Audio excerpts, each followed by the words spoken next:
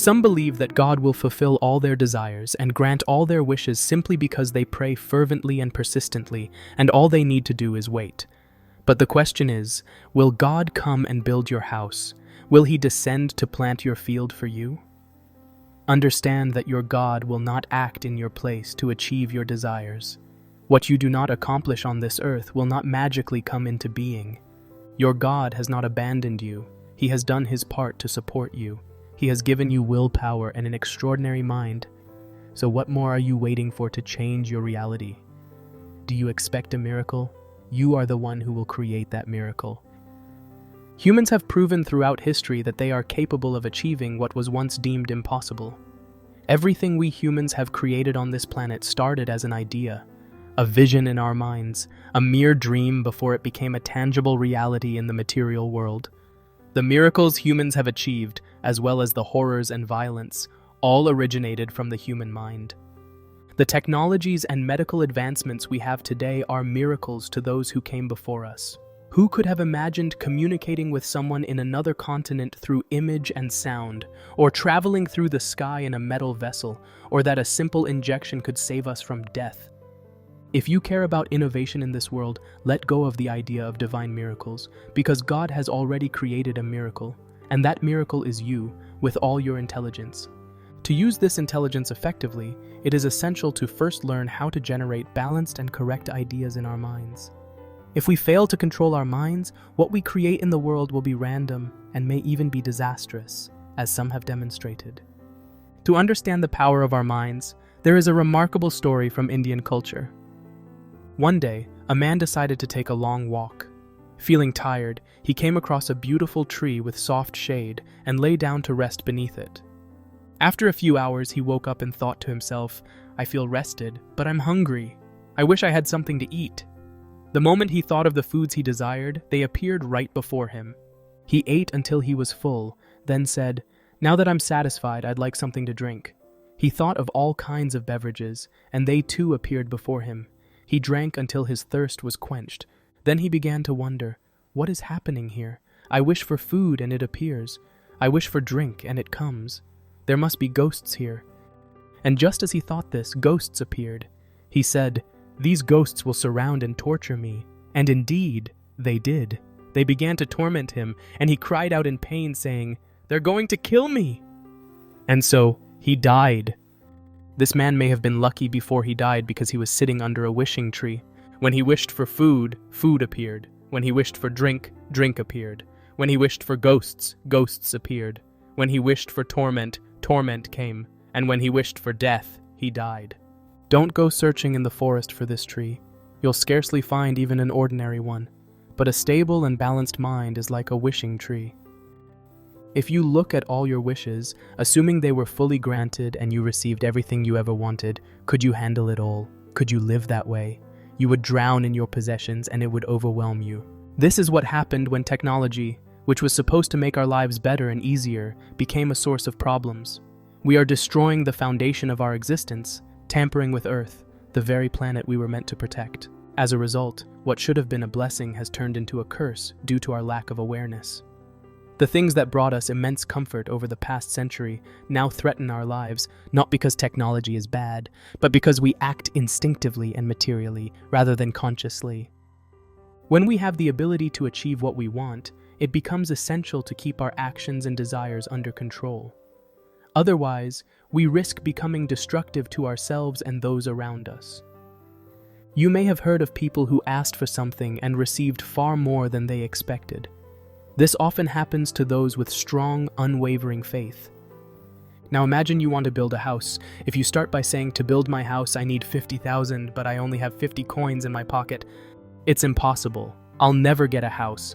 Then by saying impossible, you're essentially saying, "I don't want it." On some level, you're creating a desire for something, but at the same time, you're opposing that desire by declaring it impossible. Unfortunately, in this inner conflict, your wish may not come true. On the other hand, you shouldn't fall into the trap of expecting grand results. You might put in significant effort only to achieve small outcomes, and that's perfectly fine. Lower your expectations to avoid disappointment. We are part of nature, and the laws of nature apply to us as well. Consider the example of a hen caring for 20 eggs with patience and tenderness. After several weeks, only 10 eggs hatch into chicks, and out of these, only 3 may survive to adulthood. Yet the hen doesn't despair. She lays more eggs and continues the cycle. Similarly, a lion spends the entire day chasing prey because it is hungry. It may fail on the first day, drink some water, and try again the next day. This might go on for several days, surviving only on water until it succeeds. You too must persist and try repeatedly. A simple person with faith in God or belief in a higher power may pray with certainty, saying, "Oh God, I want this to happen. I don't know how, but you must make it happen for me." At that moment, all negative thoughts vanish from their mind. They don't question whether it will happen or not, whether it's possible or impossible. Such doubts are overridden by the strength of faith. Now, this person believes that God will fulfill their wish and truly trusts it will happen. But if this person is asking for a house, will God come down and build it for them? Of course not. You must understand that God does not intervene directly. What we call God is the source of creation, and that source has done its job impeccably. Could anyone imagine a creation better than the human being? The Creator has crafted us with perfection. Life cannot always unfold according to your desires at the push of a button. The only source of your unhappiness is that life does not meet your expectations. This is the reality we must accept. You may say your circumstances are difficult. Let me share an example. I know someone in a small town who is almost completely paralyzed and confined to a wheelchair. Despite this, he is well loved and frequently invited to events. You might wonder, are people inviting him out of pity? The answer is no. This person has a talent, or rather, he has developed a talent of making people laugh. He does the same job as those who stand on stage performing comedy shows, but he does it from a wheelchair. Yet he manages to bring joy to everyone in any gathering he's invited to and has gained many friends because of it. Reflect on yourself. There is always something nature has granted you. If life doesn't unfold the way you believe it should, you'll be unhappy. If life goes exactly as you think it should, you'll be happy. It's as simple as that. Now you need to ask yourself whether you have a genuine vision you're working toward achieving, or if your thoughts are merely fleeting ideas. You should also consider your ability to resist negative thoughts and feelings of discouragement. The big question that holds humanity back is this possible or impossible? I want to tell everyone that determining what is possible or impossible is not your responsibility. It is the responsibility of nature. Your only role is to strive for what you want without being distracted by such questions. Now let me ask you 2 simple questions, and I want you to think carefully before answering. Can you fly in the sky? Of course, you'll say no. Can you stand and walk? You'll say yes. What shapes your answers this way? It's your life experience. You've stood and walked countless times before, but you've never flown. In other words, you rely on past events to decide whether something is possible in the future. And that's where the problem lies. You decide that what hasn't happened before can never happen. This is humanity's true frustration, limiting yourself based on past experiences. What hasn't yet happened on this earth might happen tomorrow because humans have the capacity to accomplish what has never been done before. Therefore, what is possible or impossible is determined by the forces of nature, not by you. Your task is simply to decide what you want and pursue it with all your might. If you don't truly know what you want, there will be no chance of achieving it. When you reflect on humanity's shared desires, you'll find that everyone is striving for the same goals. Whether someone leaves their home early in the morning for work, studies, sits in a cafe, or enters a temple, they are ultimately seeking one thing: inner peace, security, and happiness in themselves and their surroundings. If you start each morning with this simple thought, "Today, wherever I go, I will create a world filled with peace, love, and joy," you will inevitably achieve some measure of that. If you fail 100 times, what does it matter? For someone with faith, commitment, and dedication to their vision, failure doesn't exist. If you fall 100 times, it means you've gained 100 lessons. But if you fail 3 times and then give up, you've only learned 3 lessons. Notice how when you are employed by a company and paid a salary to achieve a goal, you fulfill their objectives successfully. So what stops you from achieving a goal for yourself?